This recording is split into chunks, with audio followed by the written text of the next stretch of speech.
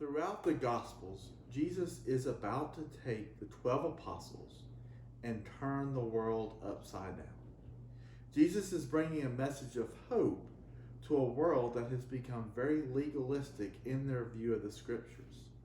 If you take time and read the Sermon on the Mount, Matthew chapters 5, 6, and 7, he begins with the Beatitudes, or different attitudes that we should possess.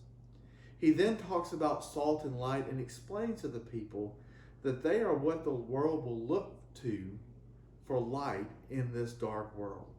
He continues to touch on other laws such as murder, judging, and adultery in an effort to point out to the people that it is more of a matter of the heart than of actions.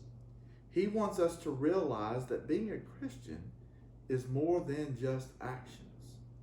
It begins with our thoughts and our desires, then goes even farther. He rounds out the Sermon on the Mount by looking at prayer. Prayer is our avenue of communicating the deepest thoughts we have, our deepest desires, the true heart of the matter.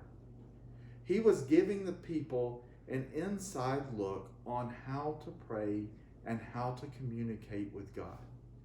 Jesus was wanting to get to the people that being a Christian is more than keeping the 613 laws that we find in the Old Testament. It is developing a healthy relationship with Him. James, in writing to the 12 tribes that have been scattered abroad, we read that in verse 1 of James chapter 1, wants to get this message across to them as well. We know that reading through the book of Acts, the Christians were being scattered around the world because of the persecution being brought by the Roman government. James is trying to motivate Christians in his letter by saying, "Consider it all joy when you fall into various trials."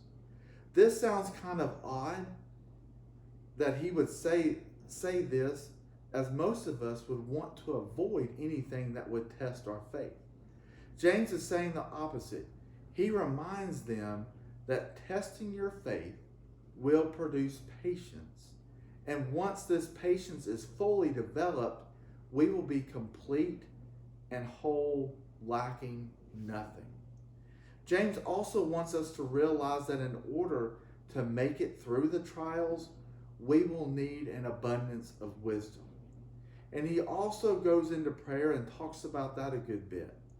He does not just encourage us to pray, but he encourages us to pray in faith with absolutely no doubting that God will grant us wisdom.